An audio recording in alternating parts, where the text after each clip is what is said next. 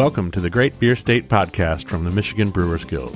The Great Beer State is a weekly show sharing conversations and stories from the passionate people who contribute to our vibrant Michigan beer community. It is made up of a mix between full-length archived interviews from the Guild's first documentary book project, A Rising Tide, Stories from the Michigan Brewers Guild, and conversations recorded in the here and now. Each episode is kicked off with a conversational update from host Scott Graham, Executive Director of the Guild, and the beer-evangelist Fred Biltman, author of A Rising Tide. Here's Scott and Fred. Welcome to episode 3 of season 2 here at the Great Beer State podcast in 2021. I'm here with my good friend Scott Graham, and we're happy to welcome you to the show. Scott, we are donning our festival backgrounds today, so we must be looking forward to spring or something. Well, I think we are really looking forward to getting back to some festivals. I think people are eager to be with each other. I'm not sure exactly when that's going to happen, but I'm optimistic that we'll be doing some festivaling in 2021. Yeah, well, that's good to even have the hope coming back in. We got people getting vaccinated. We got tasting rooms back open, albeit under restrictions and not all the way what we want, but we're getting back to business to some degree, which certainly brings a little hope in. So that's something to be grateful for. What else is going on? A lot on those same lines, I try and pay attention to how the numbers are tracking as far as test positivity rates and death rates and hospital capacities, and that stuff is all going in the right direction. We're getting back to where we were in the summertime, so I'm super optimistic that we can get our tasting rooms back open to at least 50% capacity, if not more than that. We don't know when that is, but that's the next step. And as more people are getting vaccinated, so that's all the things are heading in the right direction. And hopefully business and normalcy will follow. Yeah, let's hope. In the meantime, keep supporting your local breweries. They need your support, and we need them around to keep our world interesting and flavorful. So we'll keeping on and heading to spring and summer. Any other updates you feel like sharing, Scott, before we jump into this week's Brewers Dozen? Well, like we mentioned, festivals have been a bit of a challenge, and one of the things that festivals make me think of that I'm working on right now is the series of 3 golf outings that we've got scheduled this summer and fall. And they're not going to be beer festivals. They're not intended to be replacement for beer festivals, but it's fun. A few people have reached out since we started talking about it. And people are interested in coming out for anything just to see some people. So hopefully we'll have some success with these golf outings. They're fundraisers for the Guild.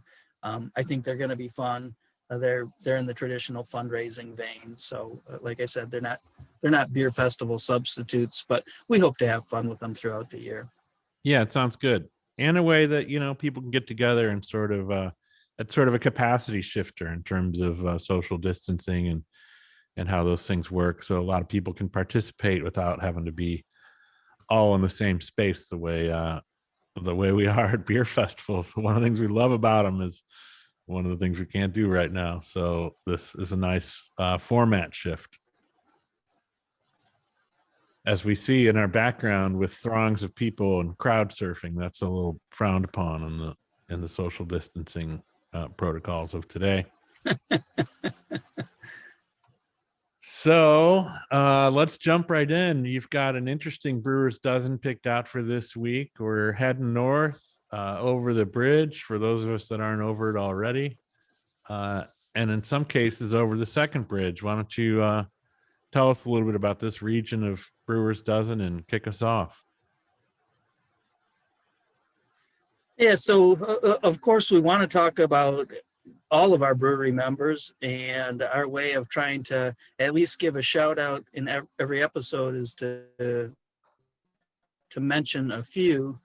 And the region that we're highlighting today, I took a look at the UP and wanted to do one area of the UP, and I kind of wound up dividing things into Marquette, Escanaba, Munising, and then everything else, the east and west ends of the UP. And this dozen focuses on that. It's not the central UP, but it is the east and west.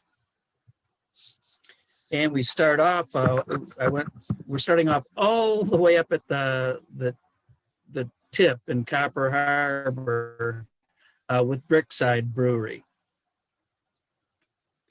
All right, and then just below, you got Red Jacket Brewing Company in Calumet. If you keep traveling a little further along, is Keweenaw Brewing Company in Houghton. I would say, those breweries aren't referred to as below very often, so they really need each other to be south of anything. And then we get to Cold Iron Brewery in Ironwood. And in that same area, kind of in the western end of the UP, Alpha Michigan Brewing Company in Alpha, Michigan. And then the 51st State Brewing Company in Iron Mountain. Making a statement. And Three Bridge Brewing Company. Yeah, Three Bridge Brewing Company in Menominee, which is Menominee and Marinette are kind of sister cities in Michigan and Wisconsin. And then we've got the epic Lake Superior Brewing Company in Grand Marais. And Karen was on season 1. I don't remember the episode number, but probably in the 20s. We had the co-founder of that brewery on, so you can check that episode out. Superior Coast Brewery in Sault Ste. Marie. And then also in Sault Ste. Marie, you've got Sioux Brewing Company. And then we wrap things up kind of on the eastern tip of the UP with Les Chenaux Distillers. And yes, they have a distillery, but they make some nice beers too. So Les Chenaux Distillers is in Cedarville. Yeah, and I think we may have skipped up northeast to Tequamanon Falls Brewery and Pub in Paradise. So if we didn't skip we did. We got them twice. That. So that's the Brewers Dozen for this episode. All interesting breweries and a great, what a great place in Michigan to have the Upper Peninsula, and a great place to go have a beer. So check them out. Whether you're there, whether you're already there or from down below, great breweries to visit. So that brings us to our guest this week, which is an interview from the Here and Now. And we talked to the Kuhnhenn brothers, Eric and Bret, and over in Warren. And, a fun story of a brewery that's sort of in the middle in terms of the age of breweries in this state, starting after opening in 2002. But as we were talking, I just think their story has a lot of that the early days charm of kind of figuring out a way to put a brewery together with what they had, and converting a family business and continuing as a family business, and they're just some colorful, unique personalities that I enjoy chatting with. So I think everybody's going to enjoy this interview. Yeah, it's an interesting timeline that the interview follows.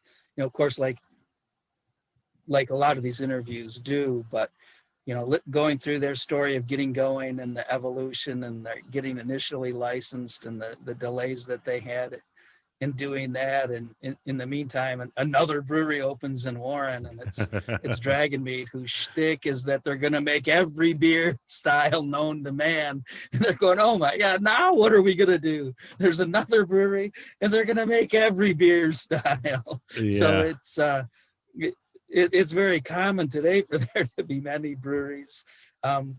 so it is interesting to see that, and they have some interesting conversations too about the evolution and competition and how things have changed over the years. So just like all the interviews, really a good listen. This one's kind of unique in that there are two people, so that the banter is fun. Yeah, absolutely. And I also like that they share some of their they engage with the themes of the beer festival and sort of the challenge to bring your A game, for breweries to bring their A game in terms of decking out their booths and dressing up and just the playfulness of where some of the brewer energy went with festivals. And so there's a reference to the Great Taste of the Midwest, but they also, I loved, like we say, we always hear these little things that we didn't know about, but like hearing about how a whole series and tradition of beers of theirs came out of a summer beer fest theme idea, that they made some beers for the festival and then that sent them on this whole breakfast beer kick. So I enjoyed that part of the story, and it was another sort of curveball where it's like, oh, I didn't know that's where that began.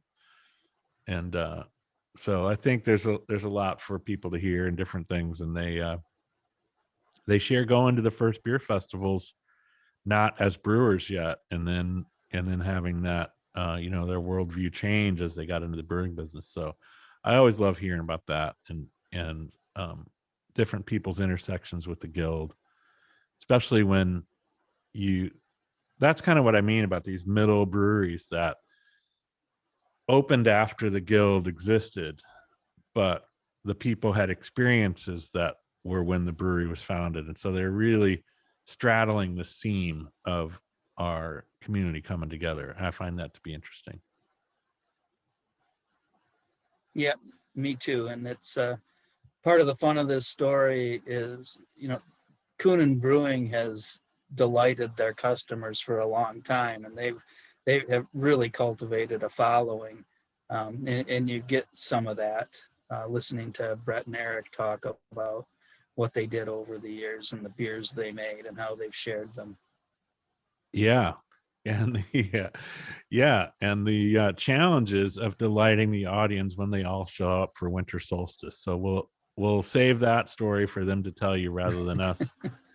And I think we'll just hand you off to the Kuhnhenn brothers sharing their story from the here and now, which includes walking us all the way up to their responses to COVID and how they've made it through the pandemic. So here's Eric and Bret in Warren, Michigan. Cheers.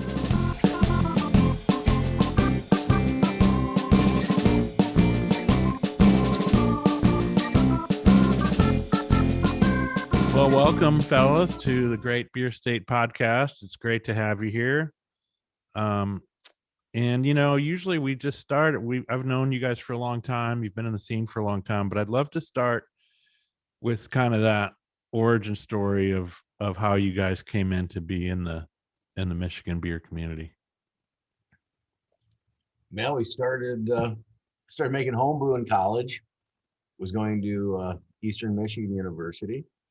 Invited my little brother up there for a party, and me and my buddy from college, we had been making it. We bought a kit from Traverse City. Said, dude, that's too cool. We got to try that. We bought the kit, took the thing back from there, and brought it back to EMU and started making the beer. Bret went and tried some at a party, and then he caught onto it like wildfire. For some reason, this is the most awesome thing I've ever heard of. And then, what year are you talking about here? 1990. 1990. Yeah. So I graduated in 91. So I was in 90. I was old enough to buy beer ingredients. Yeah. And then the home brew supplies. Actually, here's no, that you're not going to be able to hear it, but here's kind of a neat. You can see this. Can you see the sign? We found this just recently. Maybe the sign won't How show up with the back. That's not showing up with the back. It's not showing it up at all. It looks like some magical scroll. What is that you are holding? Yeah. oh, Well, what it is that this is a newspaper article. Newspaper article with little Bretts there.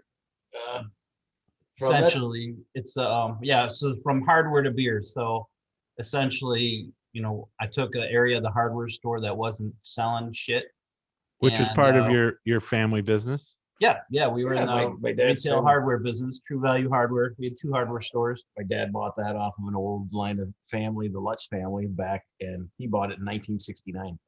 Wow. So we had that hardware store for a number of years, made some good money off it, but then times changed. Like a lot of other things, there's a time and place for everything. So the hardwares were kind of going out the little guy places, not as many of them anymore. But like this was from year 2000, October, when they did an article right up on the homebrew supplies that Bret started into. So that grew and took over the whole store eventually, and which is pretty cool. We got all our supplies, and I remember my first order from Breeze was like I had to buy like every specialty grain, so it was like almost 40 different bags of specialty malt, and then a pallet of base malt. I thought he was nuts when he started doing this. I said, "What the hell are you doing?" No one. It's like, Fred, you couldn't get any grains anywhere. None of the homebrew shops. All they had were cans of extract, and once in a while there was one or 2 bags of Fuggle hops or something. Well, they'd have like everything was dry yeast, medium crystal malt type thing. Yeah, everything was dry yeast. They might have had medium crystal malt, but that's why in the picture that we're trying to show you guys, it was all these different cans that they used to produce. Muttons used to, John Bull. There's like to this day, I still never have seen. I mean, there was that time frame when so many places had malt extract, and it was a big deal for homebrewers. So we had over 100 different. I have never seen to this day that amount of malt extract kits. They don't make that many even anymore. That many companies out there, but it was crazy. Yeah, that was the way. Yep. So then eventually, the homebrew shop, we stopped selling hardware altogether. Yeah. And we still did some screen and window repair, believe it or not, because it was good cash money. So when we were transitioning to open the brewery, you could actually go get a beer at the same time you get your screen repaired. That's funny. Yeah, that was good. That's pretty good. So, and Bret, you were leading the way on that. You were just said, "I got an idea. Yeah, make something happen on this side of the store." I just liked it. I mean, obviously. The tougher, yeah. Bret had this gumption. He said, we can, it's like, actually he wanted to first become just a brewer, and he wanted to go to brewing school, and he wanted to do, be that. And I said, Bret, you got to look at the big picture. You really need to own the place. You don't want to be in the position of just being a brewer as much as that's. I wanted to go to Domen's in Germany, but it was so expensive. And of course, to go away, it's like, my parents wouldn't let me go away. Are you kidding me? I had to run a hardware store. But I think we ended up both getting the best thing to do is to try to, all of a sudden the sporting goods store that was open for years next to the hardware went out of business. That was part of the original hardware. And we said that was the perfect opportunity to start the brewery. Next thing you know, we finally convinced my dad. I mean, the words out of his mouth were like, "You've got to be shitting. You want to do what?" Because that was in a time frame still that nobody really knew what craft beer was, back then. It was just far and few between still at that point. That's when it was the only one around was Detroit Brew Factory. Remember Sandy? Yeah. Right. Oh yeah, Sandy Harville. A big part. Yeah, she was wonderful. She she gave her 2 cents worth on everything that they had going on with the brew on premise. And we didn't want to put all our eggs in one basket because we were scared, of the whole craft thing as just being one thing. So we did brew on premise beer, brew on premise wine. And for people that don't know what that is, because it's kind of a weird terminology, that brew on premise thing was where you could actually go in and make a batch of beer. We did that for 8 years. Yeah, quite a few years. And you could come in and make a 12 and a half, 13 gallon batch of beer, or you could make a 6 gallon batch of wine. And it was super fun.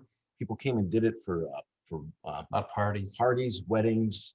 Yeah. What it helped do was just generate a crowd always in the brewery, because in the beginning it was slow. So, hey, you'd always have these parties booked, and one batch of beer, there's not going to be just one guy. They usually bring like 4 to 6 people. So, and they're not drinking their own stuff yet. So they're drinking whatever's on tap. So it worked. And then, Makes after sense. a while, it was just, we figured it was, the pubs got busy enough where we didn't have to do that business anymore. And it's just the profitability. Is Right. Yeah. There's Labor too was much. high on it, hiring people to help with all the racking of the beers and getting all the machines ready. And I mean, it's a lot of batches. And one day we might have, 12 batches, of people to run through. So, and then where do you put all these little fermenters and regulate it? And then you have to get the whole process, fermentation, and then you got to rack them and get them ready into kegs. And it's just a lot of work. So it was a lot of practice, though. It was a great learning experience for beer styles. We ended up learning so much. The one time we did, like for our fourth dimensional old ale, that we gotten quite a name for it. We did, how many batches was it? Like 15 or? No, we did nine different variations. Try different yeast, different malt characteristics, and find what would work and what wouldn't work for it. Yeah, and it worked really well. Also, we varied and modified a lot of batches that on that small setup just to go and try different things that worked. Yeah, we didn't actually use much extract, so we would make, it's like a 10-barrel brew house. So we'd start out and make just a batch of base wort from 2-row Pilsen malt and keep it pretty high in gravity, like 1085, and then just dilute to whatever you need essentially, and then you'd steep your specialty grains to make your different beers. We'd flash chill that in between, and it was stored inside of a wort receiver, we called it, and it was kept refrigerated, and it had like the life expectancy of milk. And it was good for about 2 or 3 weeks before it'd start to go still with with couple bio of weeks or whatever change on it, but it worked out pretty cool. That was fun. So I'm wondering about that shift though. So essentially you're able to add the homebrew supplies without changing anything really business license wise. And yet, or I'm assuming that, and yet when you went to actually be a brewery, now you've got to make a decision on a license type. And is that, Eric, when you got involved, and what was the whole what was the whole family approach at this point? I imagine you need a little more buy-in from your dad to make this big shift to the brewery. Can you talk about that decision and what you were, maybe what the scene looked like when you decided to actually add brewing operations and make that shift? Yeah. It was tough talking my dad into it. It was great that he's one of those people, when he's committed, he's truly, totally 100% committed. And as you know, I mean, he's been at countless beer festivals from the conception of the whole thing, and he's been the best advocate of our name, of the products for the whole time, the whole duration we've been going through. As far as what we were able to do, and I don't recommend it to people. I hate to say, but because to me the nano thing, it's tough. I guess they're proving that it can make money on it, but we were kind of one of the first things for a nano, because we were doing the BOP. We put it on tap, and we just went to auction all over the whole country. And my dad was good enough to pick up stuff. Brett did as well. We all did, but he was traveling, road tripping. He went to Arizona. He went, where are some of the British Columbia for brewing equipment. We were online buying whatever we could get, whatever we needed, we could get a hold of at the right price. This is a different generation time. This is like leftover equipment from dairy. Well, some of it was dairy, some of it was converted dairy, some of it was from the brew pub era that passed by prior, that a lot of people don't even know about, that kind of spiked. And then I think because of the bad quality beer in a lot of places, it kind of dropped down and then came back around. And so what year are you talking about here? Like it sounds like you're talking about you're open and now you're working on the next level of brewing. 2000 is when we applied for our license. Gotcha. And then we didn't get the license until, so that was September 11th happened. We didn't actually get a license till 2002. Wow. It was such a long, because our 9/11 dragged things out. It dragged it. Our inspector with, the applications, he was an explosive specialist, and they sent him away, and he lost our application, and everything is, signed in blue ink and notarized and in triplicate, and they were just gone. So I don't know where they're at. They truly, I mean, they had people, I mean, in the TTB, I mean, it was truly off, these guys that were in there were ATF back then. excuse me, ATF. ATF. Yeah. And it truly was, that like this guy was a bomb specialist. And when they had to have everybody called in, he was part of that task force for 9/11. Yeah. We were so frustrated with all that, but we were so happy to get the license. We gave beer away for a whole year, honestly. We were ready to go. We had a bar, just gave people samples. A lot of friends. Make a lot of friends that way. Couldn't sell it. So Yeah. Interesting. Yeah, it was fun. Yeah, well, that helps set the stage. And you're right. There was a sort of a trail off there after 99. There was a sort of a rough patch for brew pubs and a lot of transition, a lot of used equipment. So that makes sense. So then what did it start to look like when you looked around and when you started growing up as a brewery? It was also a formative time for Michigan. What were you seeing around you and around the state, and kind of how did it influence you? There was a lot. I mean, even on a hyper local thing, when we first started, I mean, they became our best friends. But Dragon Mead was another brewery in Warren, and Bret had this whole concept that right when it kind of took the wind out of the sails a little bit, because it's like in our own backyard, somebody starting a brewery right where we wanted to. Yeah. As Bret started working for them the first year they opened, he started helping out a little bit. Got to know Larry and Bill really well.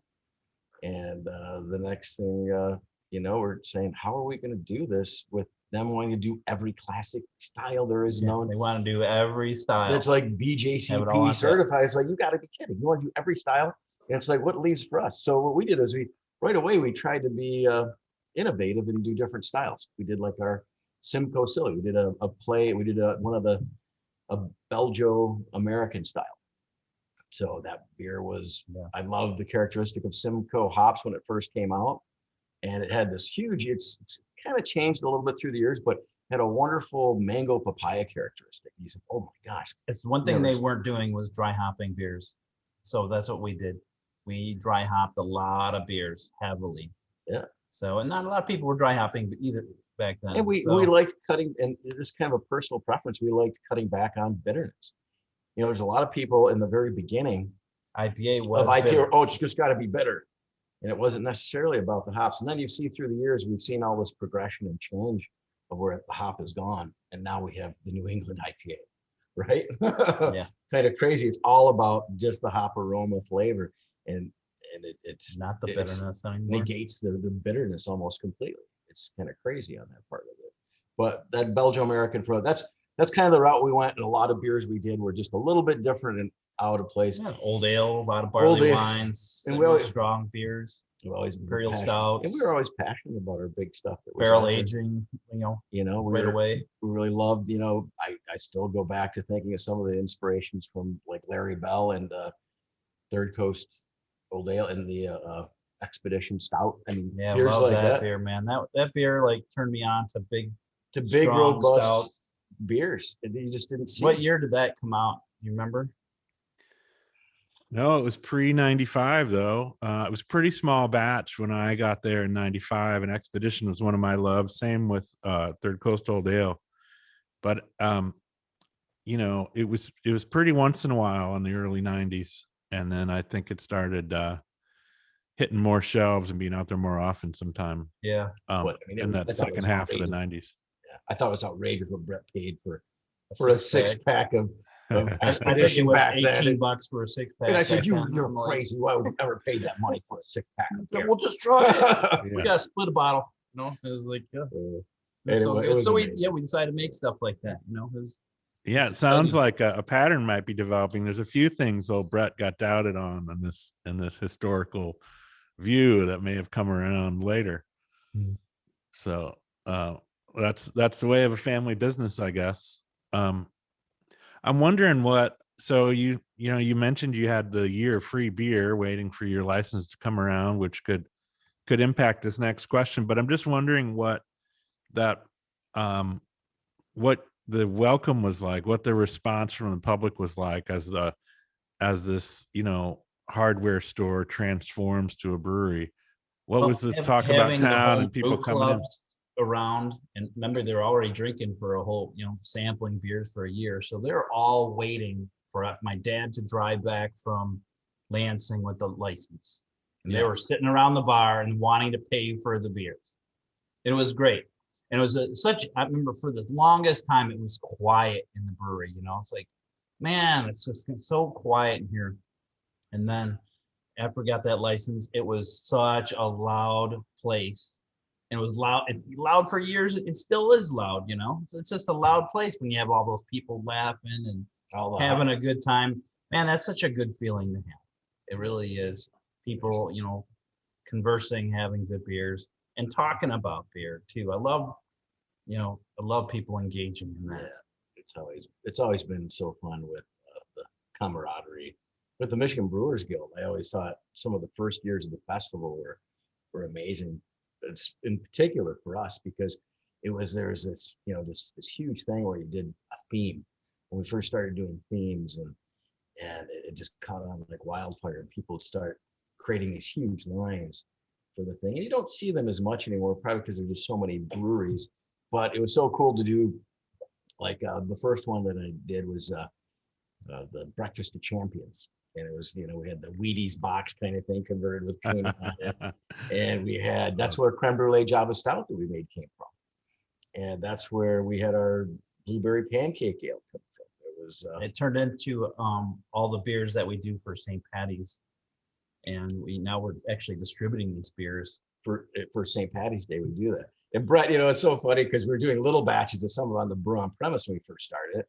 And it's like I did a breakfast sausage ale because what I thought was so cool about that was the fact that, if you think about a nice Rauch beer, it has a lot of that characteristics of like breakfast sausage and that bacon in it. So what it is, we did a mini Rauch batch, put sage and black pepper in there, and it smelled just like a nice breakfast sausage. And the thing is, everything is last minute for us. It's like we're always just pushed to the limit. So we transferred it over. The thing had sediment at the bottom, and that yeast compacted at the bottom, and it shot out and then into the glass, and you could see the sediment and see it. It was like crusty and chunky. Brett said, "That's the breakfast sausage." People are always, "No way!" It's like, I was like, "You've got to be kidding!" No, it's not. But it was super fun. Yeah, that kind of. The one that didn't work out was that hash brown ale. Oh, there was something about we got this. We got some extract of potato extract that you use with like hash browns or French fries to enhance the potato flavor. Man, nobody wants the taste of raw potatoes. I'll tell you that. It wasn't there. It wasn't there. Don't do it. And then one year a few years ago we did Candyland. That was fun. Was a theme. Yeah. Because candies are fun. People always get a kick out of it. A few years later we did the Candyland. We had the Red Hot's Red Ale. I remember we had a guy that loved it so much at the beer festival. I mean, this stuff, it was so red, it would stain all your teeth. So it looked like you're bleeding from the gums. I was like, dude, and it's like, it was so intense. Like you just put a mouthful of Red Hots in your mouth. And so this guy loved it so much. Oh, dude, I want to do a brew on premise batch. It's so good. I was like, dude, this is like just meant for a sample, not for pints. I mean, I'm like, this guy is crazy, but he did it and we did it for him. And he loved it. It does taste good, but I agree with you. It's like, to me, it's about sampling that amount. It's not about having pints of it. Man, that's pretty cool. Yeah, that's pretty awesome. People are like downing, the Red Hot or the schnapps. What is that? Hot damn. It was like hot damn in beer. Guess hot damn. That's what it was like. Yeah. So yeah, we used to do those out of this world theme. You remember that one? I got the T-shirt on. Oh, you got that one on. Glow in the dark T-shirt. Do you remember that one, Fred?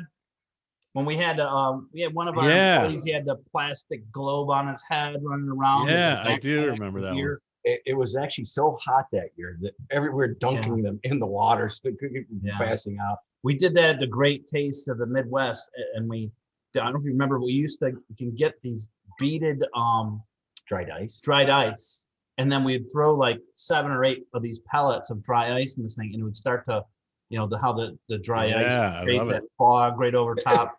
Oh, there's so many fun things. Yeah, that was Well, for fun. those of us that went to both, I remember there were, sometimes I don't know how many people did different themes between the two, but I know we tried both, but in a way, our Michigan Brewers Guild Festival was like a pretty good dress rehearsal to like work out some of the kinks on some stuff Yeah. you're going to take to the Oh, Great Taste. nice. We loved that part of it because we They're could do like that 2-3 in weeks April. apart, Yeah, and it took some stress off of us going to the Great Taste in the Midwest because we already had the beers lined up that we and tweaked out from there. Or if it didn't work, we tweaked it out further, bring it out to the Great Taste of the Midwest, and we had the costumes and everything already set up. So Yeah, it's so easy super to fun stuff. duplicate. Yeah. Do you guys remember your first sort of intersection with the Brewers Guild, either was it before or after you opened as a Was brewery? Like, what was your the first Green Mead experience? Festival. I think that was the first one we went to. Yeah. Not as First guild thing. that's the first thing we ended up just going to. Yeah, we went to that first one. Yeah. And I think it was, well, did we have it 2 years at Green Mead? That's right. So it would have been 98 and 99. So 99. I know that's when they evacuated the tent, was it? That was 99. Yeah, I remember that. The tornado was blowing through. Oh Yeah. my God. That was a disaster. And then they had the police outside too. Yeah. Yeah, It that was a freaked bad us out. deal. It was Police always- were popping people there. That was not cool. Yeah. But And that's why it ended up going so yeah, so we were, I was helping at Dragonmead, so we're helping them pour. And then obviously at the same time we were, waiting for our licensing and getting all that stuff together. And then, I think we met a lot of people right then, and there's still a lot of those people around. It's pretty cool, a lot of them, it's a lot of it's musical chairs of brewers, you always know all the brewers, but they're all still brewing beer, yeah, they might have changed, breweries, Mhm. but But now, still passion. I mean, but it's kind of grown so much in the last few years. It's tough to keep up with who the brewers. Yeah, there's all so the- many breweries. Yeah, back then, how many did we have in the guild? It wasn't that many. There was a long time we had about 75, 85, didn't we? It was like, Yeah. I mean, I think, our first few festivals, I remember there was like 25 or 30 brewers, and there might have been 50, 60 members, something like that. But I remember, we were trying to get to 40 tables to kind of have enough faucets in the festival. And that's when, for a minute there, we were starting to have some of the breweries do 2 tables just so that we could like reduce the lines and have enough beer without bringing breweries from other states in. So that's kind of where those numbers were in the early days. I still thought Greenmead was a pretty cool location. I did. Yeah, minus the task force out at the exit. Yeah. It had some Minus the task potential. force, it was still pretty cool. Wasn't there like a thing you could still walk through, like the town? Isn't that what it was like? Oh, There's something man. to do with that. I don't know. Remember? I remember vaguely something about that.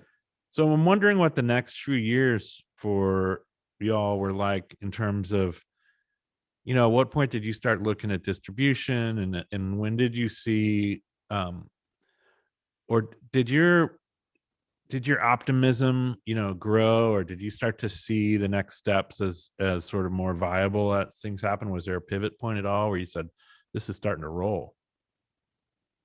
Yeah, I mean, when the pubs, we expanded, originally it was 70 seats in the pub. And then it's like, gosh, we're always packed and we're turning away so many customers. And so we doubled it. And that expansion took, essentially removing the hardware component out of it completely and moving the homebrew shop across the parking lot. And then, so that doubled our seating. So, we were at 140 over at Warren, and it's pretty much, before COVID, I mean, they, on Thursday and Friday after work crowd, I mean, they're every seat's taken or pretty close, So, and it has been then like that for ever since we expanded in that second space, to get the 140 seats. Seemed like there's like a magic number of like amount of seats, and then you can only make so much money because you only have so many seats, right? So I guess that's kind of like, hey, how else are we going to make money besides the pubs? And then we started doing more distribution. And Yeah. then we decided to go ahead and open the second location that has 280 seats. So, and then with the kitchen and, But in between there, we also, the big thing was to build brand awareness. We, wasn't really distribution, but our bottling projects were our winter solstice. So we do all these, spend the whole, do all these barrel aged beers, our raspberry ice bock. And it was the release time we put almost all our eggs in one basket for this mini festival that we do for a couple of days, right at December 20th, 21st of every year, to sell those beers and have people come in and they pick up their beers. It's kind of evolved through the years. It had evolved quite a bit. I mean, there were some years we sold so many beers, and then we were allowing people to buy individual bottles because they were, a lot of them were pretty expensive, like $7-8 a bottle. So you could buy individuals, and then we'd go ahead and just pick the orders. And I mean, there was just too many people at a certain point where it didn't matter how many people you threw at it. We had like 8 people picking orders, and they would come in, say they came in at 2:00 to place their order, and their order would not be ready until like 7 or 8 o'clock at night. Just that's what 7 or 8 people picking orders nonstop. It's just, you couldn't, and then we did the calculation of it after, and it's like we would have to be able to do a transaction every 6 seconds to keep people somewhat happy. And it's like, well, that's not even possible. So how can you make it possible? And then we had changed the whole format to go online with ticket sales, or have a online. We even sales. tried carbon copy one year, and the most horrible thing was the carbon copies didn't work. And all of a sudden you're ripping off somebody's receipt, they don't know what they have, and it's like, oh, you gotta be kidding. Or we had the serial numbers duplicate. It's like, no, that was bad. A duplicate serial number. It's like, you gotta so be much. kidding. I mean, we were crying. Literally, I had some people that were crying because it was so stressful for us. Oh. And like I said, we put all our eggs in one basket, and we wanted to make it the solstice release. So it was always that time, and we put all the beers on tap, and it'd be crazy packed, and it was great. We would, bring out the drinking horn, and we'd do wassail cheers every hour, and a super great fun time, very energized. Barrel aged People from everywhere, like as far as Indiana, Ohio, Idaho, New York. A lot of people from New York City even drove. Canadians. Pennsylvania, Canadians come over. So it was cool. It was cool when you walk in the parking lot and you see all these different license plates. Pretty cool for releases and whatnot. And there a lot of people, they also were trading some beers out in the parking lot too, which is kind of it's kind of cool, part of the fun of it, right? Yeah. But you bring up a great point. I mean, growth is hard. That's, I feel like, one of the things a lot of the breweries were learning in those really intense years where things were blowing up fast. It's like growth is what you're shooting for, and it's also felt like dangerous, like it can kill you, because all of a sudden everybody shows up and you've got all this business, and a lot of times it was more than our systems were ready for. It sounds like that was a perfect example of just like, oh yeah. I mean, we just tried many different things, careful what you wish for. What we careful what it seems like exactly. It's like that, isn't it? Yeah, totally. Now the thing is, you buy the beer and you can you buy it online, and then you come and pick it up starting on solstice, but you have essentially like 3 weeks to pick it up. So it's not a big stress to be there on that day. But we still try to have aged beers on tap and stuff, just to make it a party ambiance. And it was drinking of the horn and a lot of the other stuff, but now COVID, it's so weird. All that stuff. It's like, well, this guy. It still takes us 2 days to pick orders, and the orders actually sit in a large warehouse. We'll have like 300 to 400 orders sitting there, and we have a pretty good system for picking it all up. Just bring in your slip, or we can look it up and just go right back. Everything's got a number. You go and pick it up, bring it up, and it's already prepaid. So it's just a matter of signing for it, check ID, and makes it so much simpler. No more crying. Now we get to drink a little bit on solstice. Yeah. There you go. So tell me a little bit about your decision process for kind of what marked the pivot to open a second location and grow into that phase of your business. Why did we do it? Just because we thought it, Because I mean, it was just at that crazy point in time when everything was going crazy that it's like you have to keep feeding the fire if you're going to keep it going. And as they say in most business, if you're not expanding, you're shrinking. So we were looking at from that perspective that we had to do something more in order to keep it going. It's like we had a bank lined up, we made it happen, and we had a hard time getting enough money together, even with the banker's loan. It was really tough finding a piece of property, commercial, in our area that was in that right window of space where we could find for a tap room and production, because we believed in the tap room because we really liked the fact that it could do so well for money on us, but we made that happen. This one has the Clinton Township location has how many seats in it? 270, 280. Yeah, 280 seats.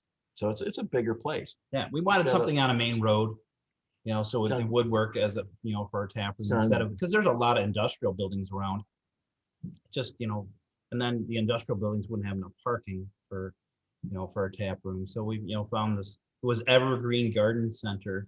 That's what it was. And essentially they sold a lot of Christmas trees and ornaments, and that fulfills the hardware transition theme. Yeah, it kind of does. Hardware garden center. All right, I got it. Yeah. And it's it's a big building, 38,000 square feet, and a lot of room for a big cold room that we put in and everything else. So that's all awesome. Now we just we're still it's still in transition of working on it still too. We're still making it happen right now, and doing contract brewing at Brew Detroit as well. Yep. Making the drippa because we don't have a canning setup for it, and it's so weird in these last few years how cans. Can you even see it, or is it a ghost? It doesn't pick up it picks up my hands, but not the beer. Isn't that weird? Well, maybe there it is a little bit. There you go. There you go. That's looking nice. Hold it up a little, actually, the drippa. But selling a lot of drippa, and the larger places, Meyer and Kroger, a lot of really nice party stores as well throughout Michigan, and looking for growth expansion to even in our own state of getting it up there in the numbers is what we'd like to see. Yeah. So that sounds exciting, and that sounds like that was a big leap. Are there any, I guess, there's a point here where we'll jump into COVID in the last call questions, but I'm just wondering, I mean, you guys have seen a number of years, 20 years of business now. Are there parts of watching the industry grow that are surprising or confirming, or what stands out as some of the big takeaways from what you've seen in 20 years? Confirming, is like when you go to the dive bar and you can see a bunch of craft beers there. Now they have good draft beers. Unheard of. That dynamic has really changed. Yeah, it's kind of like, are you kidding me? Yeah, you used to have to go to. Now you see the demand everywhere. That's what we always pushed for the longest time. Remember, it's like we were just the advocates of drinking good beer, and now that it's everywhere, it's a good feeling, but it's also brought a lot of competition too. Now it's a different kind of competition when it's in more home-based competition. Many of the years going to the and I still feel that way, is the camaraderie with the Michigan Brewers Guild, and all of our brewers we've had. It's always been one big family, and I think that's great. But now it's getting to the point where you go to a place and it's like majority of it is Michigan beers at a lot of places, and you feel almost bad if you are going to go and take one of your brother's beers off of tap to put it in place of yours. Yeah. So all of a sudden, I mean, what are you doing here? It used to be, I'm just taking off one of the big boys. Yeah. And that felt good because we're doing one for the team of the small guys. Now you're all kind of just fighting for that same action across a board that you never saw before. So Yeah, it can get a little tricky. And we used to have that common, I mean, I think it's still out there, but it has shifted a little bit, where our common goal was just trying to convince people to give the small brewers a shot. Well, now that they're giving us a shot, the conversation is which one, or right, what's What is our happening. market share right now? Is it 10.5%? In the craft state, beer? I would say nationally that's about right. I think city centers, metro centers are more than that. Yeah. But yeah, I don't think we're at 15 yet. So somewhere Still between a lot there. of room there. There's a whole lot of room. So there's a lot of beer being sold that isn't us. And then of What do you course think some of about the small craziness guys, with the seltzers? it's And all the crazy. brewers making the seltzers. It's crazy. That's for sure. Well, that's going to come up here in our last call questions. I think it's a good time to shift. So I got these series of questions we've been asking everybody.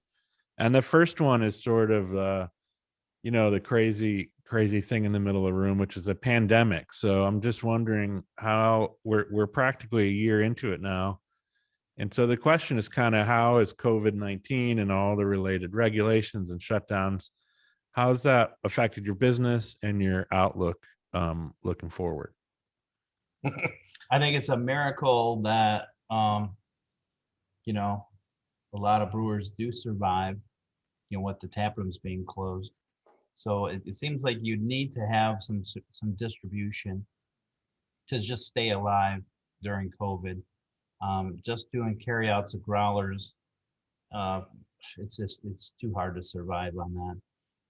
And I guess, I think we're fortunate that we do have the canned product out there. that's our saving grace. Yeah, probably that was That our saving and grace then on it. we're fortunate enough to be selling hand sanitizer of all things for a Yeah, while. so yeah, diversity. We have a distillery, so we made a lot of hand sanitizer. Me and another brewer, Dan Fick, is like him and me, we came in. It was the first time in a long time I've had, this might sound bizarre, but I felt like I had a 9-to-5 job, because I came in and was making sanitizer every day during the first part of COVID by turning old beer. And then we ended up making sugar wash as well and making more of it. And then we ended up selling it to the city of Clinton Township, and then we sold it to a bunch to the county. And we were fortunate enough that they were buying it, and that they wanted to buy local. I mean, that helped us out a lot. Locally made sanitizer. Yeah, locally made sanitizer. That still all seems insane to me, that part of it. And the first part of it, when we were selling it, people are lined up trying to social distance, not knowing the severity of how bad the COVID would be. Yeah. Or how deadly this thing was, and trying to keep their distance, but lining up for hand sanitizer outside of our place. Stuff that they bought online already. They're just there to pick it up. And then and then we were giving it away to some of the fire departments, some of the police departments, and they're all thankful for it, because there was a shortage everywhere, and it's like it's hard to give away stuff when you're not making any money. But we sold it online as well, and there's a lot of nurses that were purchasing this stuff too. Yeah. It was really nursing homes. We made sure that those places got it first before anybody. Like really, but it was really tough. Yeah. I mean, how do you sort through them all? There's so many people asking for it at the beginning, and then it kind of leveled out, and the whole thing kind of changed a little bit when there's different sources coming in with it. But yeah. So how are we changing things? With the current pandemic situation.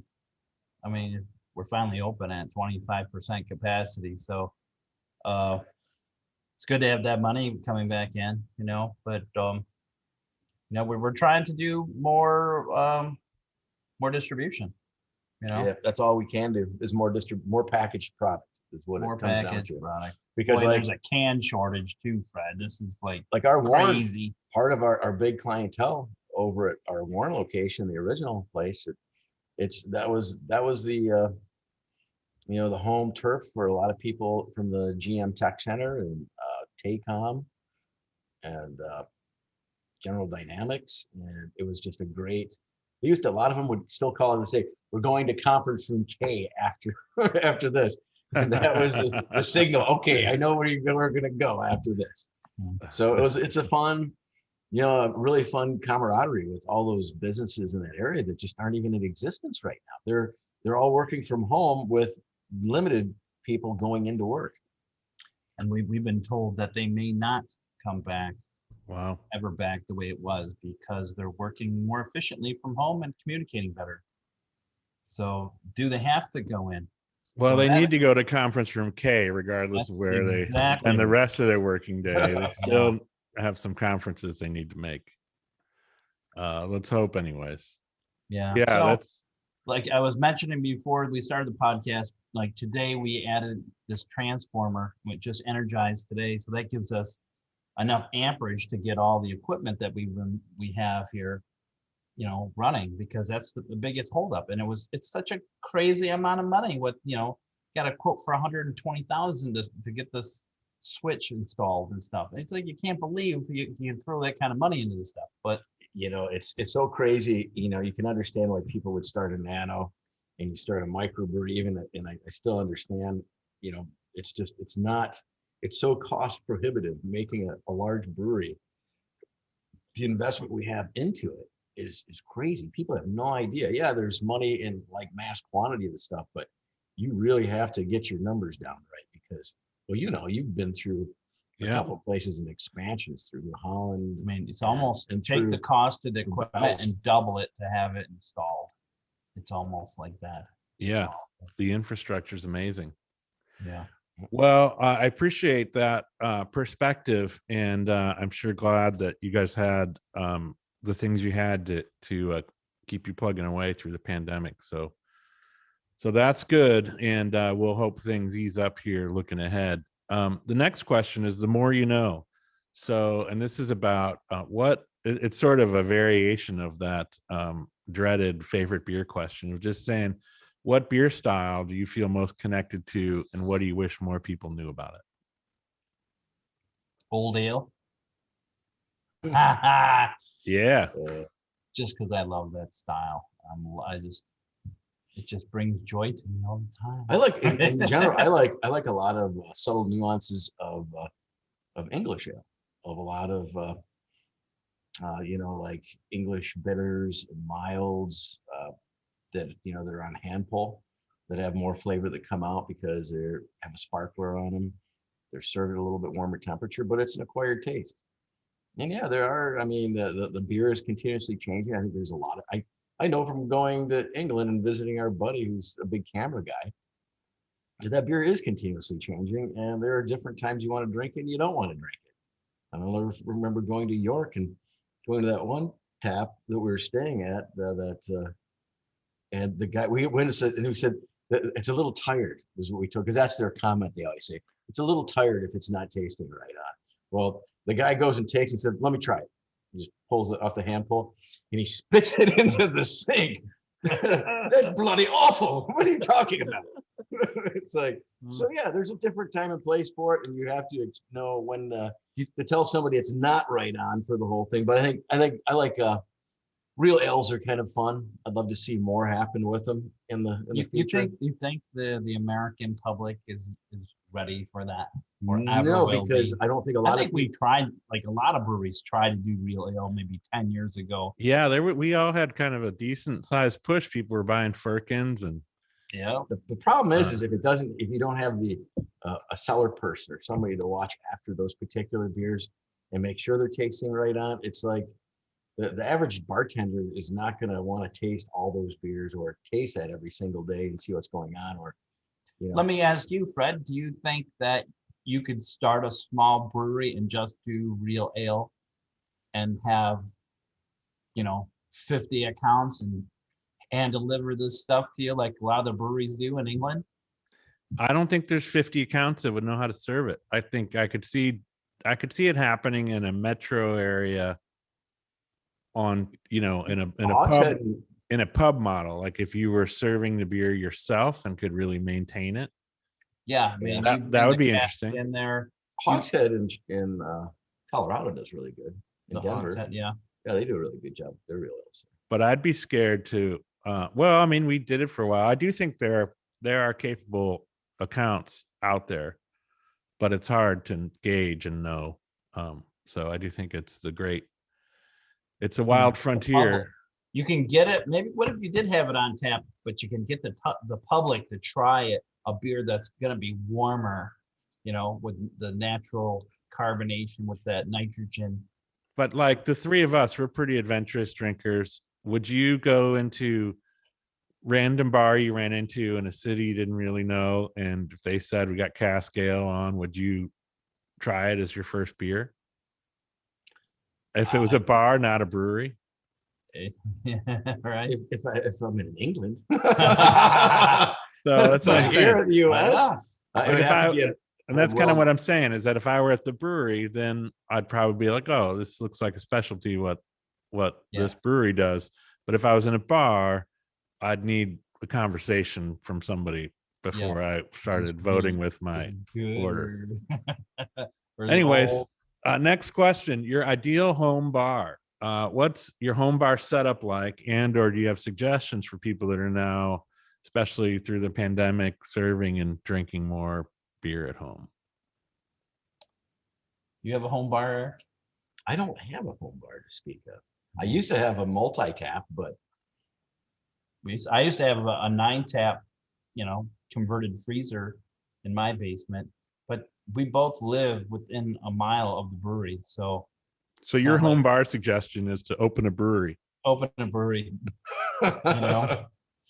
But any thoughts on more liquor pro during the pandemic, I think. But any thoughts on pro tips though for somebody who's drinking beer at home? Like, what are the essentials to having a quality experience with beer? If you have a tapper system, you definitely have to invest into a setup for cleaning it. And I see that a lot of times. It's like sticking shut. They bring in, like, from having the home brew supply shop, we'd sell a lot of faucets and draft line, and they bring it in. There'd be so much beer stone, Fred, in these lines. It looked like eggshells. It'd flake off like eggshells, so thick. And you know that if you see that present, and this is what they have to understand, if you see that much beer stone, calcium oxalate, that's what it is on the inside of that line from it sitting in there. That means that you have this porous membrane that bacteria is going to live into, and you can't just clean and sanitize it without getting rid of that layer. That was the old problem with I was talking earlier about the brew pubs back about 25 30 years ago when they first came out, is they'd have these serving tanks, single wall serving tanks in a cold room, and they'd be, a lot of times we'd go to these auctions and see them, and they were covered in beer stone on the inside. And that beer stone, unless you get that off of there, you're going to have a bacterial issue. It might not happen right away, but it's going to creep up back on it within a few weeks. Yeah, those people just couldn't get the tanks clean and hot enough. They would never take them out of the cold room to get them hot enough. They didn't want to warm up their cold room. That's the problem with doing that. Yeah. So cleaning, understanding cleaning, proper cleaning, and that it's different than soap and water that you might use for your glassware, that you've got to have a protocol that's going to get. Don't serve your beer too cold at home either. If you got a nice brown ale, don't serve it ice cold. Put a temperature regulator on it if you have to. It's hard to. You can buy from a how many homebrewers are going to have more than one temperature? Probably everybody's going to have this cold beer. Yeah. Good tip. Love and hate. What current trends do you love or do you hate, and how are they reflected or not in your brewery? Current trends. We've done like the New England style with the fruit slushy kind of thing added to it. We've done that. We did it a long time ago, and we never thought that would take, but it seems like a lot of people, it's turning into a big trend now. It tastes really good. It's so hard to make it shelf stable. So that's, well, it just doesn't have a shelf life at all. It doesn't have a shelf life at all. Right. But I don't know. I'd have to say what I don't like is I wish that there weren't all just IPAs out there forward and everything. I wish people would recognize, like I said, going back to I like English styles with different fruit characteristics coming off. I love Belgian beers. One of my favorite things are Belgian beers. And I see it seems like what's happening with the newer generation of people is they say, all I ever hear out of them is, I don't like that Belgian kind of character. And what they're saying, for the most part, is I don't think they like phenolics. And I think that's a subdued phenolic that tastes good, that has a peppery note to it, can be very appealing and very nice. But it seems like they all go in one direction, where it's like people want just their like fruit forward characteristics from the hops out of New England, and they just want that fruity nose and not having any other dynamic to it from the yeast type thing. I like to see different characteristics, and I really, the Belgians, I love them because we did them a long time ago. I think we learned a lot from going to Belgium years ago. Is no matter what the alcohol content, they know how to make a quaffable beer. It's like that thing. If it's 12, it's 14% ABV. I'm drinking it like the same levels I drink a red wine or something like that. It has that drinkability. You still want to drink 3 of them. That was our biggest rule of thumb when we first started, Brett and me. The 3-beer rule. The 3-beer rule. I don't care how high the ABV is of it. You should be able to drink 3 of them and say, I want to drink another. Yeah. You'd have to hold yourself back after that. But you should be able to do that even on the higher ABV. I don't think beers. any of these pastry stouts you can do that with. I don't. That's Is that the hate?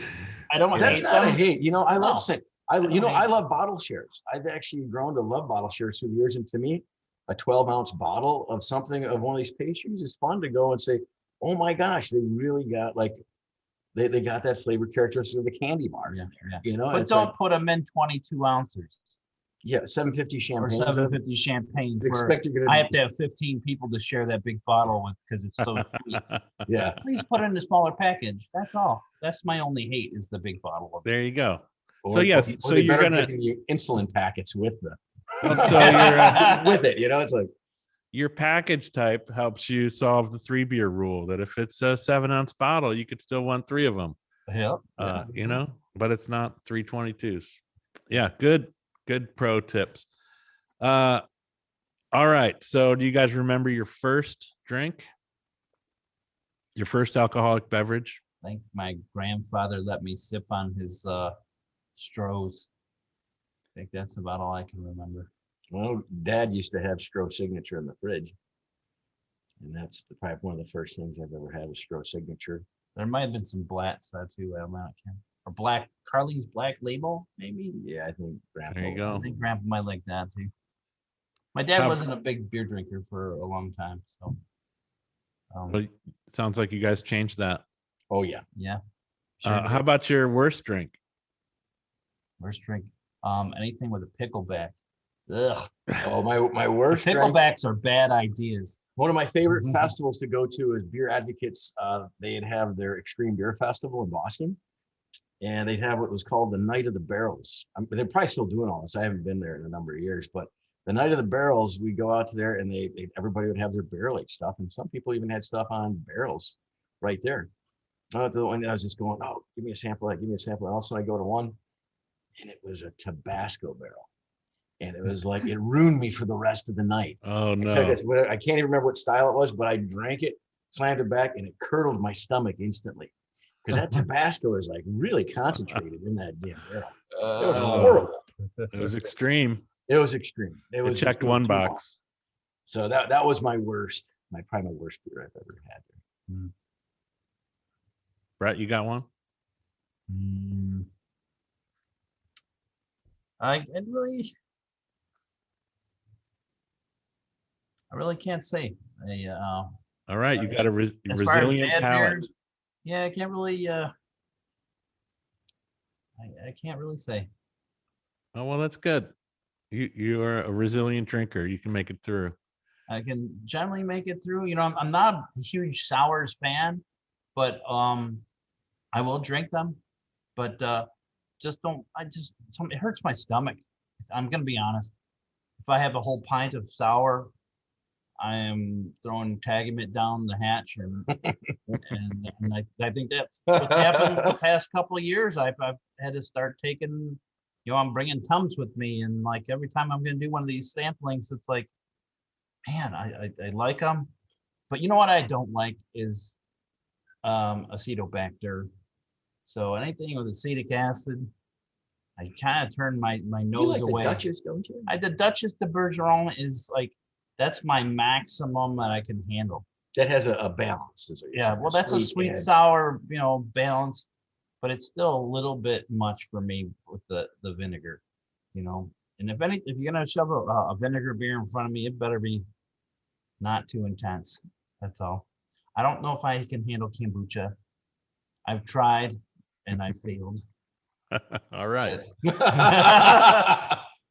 So the next one is story time. Do you guys have any go-to funny stories from this world of Michigan beer and personalities over the years? The stories that find their way. You mean like the story about you playing the piano or something like that? Whatever. We got Whatever comes to mind. We've had so many many good stories. Oh gosh. I remember one time summer beer fest with my brother. This is a long time ago. And I think it was even before we did any of themes. It was one of the first couple of years we did summer beer fest. And it was on Frog Island. Is that the first? Yeah, this Frog Island was the first one, right? Yeah, the first after Livonia. Yep. After Livonia. Yep. Right. So so I remember on Frog Island, we would partying hard and had such a great time. It's like, well, we can't make it home. It's just like, okay, forget it. It's like, okay. So, my brother disappears. I don't know where the hell he's at. I'm like, I fall asleep in the van. I think we end up getting out and was like, well, I got to find my brother. It's like, I found him outside on the hill, sleeping in the grass. Yeah, that happened. After the beer fest. There were a lot of good times back then too. Liked that a lot. I guess we're all kind of young. Now we're a lot older, a lot different. Maybe you can say that a lot about the guild members too. A lot of them are older too. They're all seasoned now. Yeah. Well, there are new ones, but we do try to avoid sleeping on the festival grounds these days. Yep. Yeah. Back then there was nobody policing that. Yeah. That was a long time ago. So how about bucket list drinking companion? Who is somebody dead or alive that you haven't yet had a beer with that you'd love to? Yeah. We did drink with Michael Jackson. That was kind of a big deal for us. Yeah, we were able to cheers and have a sip with him. That was fun. That was cool. I think you might have been there riding on the bus with us on that one too in Seattle. Yeah, might have been. But who else? I guess it doesn't have to be anybody really beer related, right? Nope. Could be anybody. Anybody you want to have a beer with. Maybe somebody you want to have to your brewery. Eric, anybody? Never had a big thing about meeting celebrities or anything, but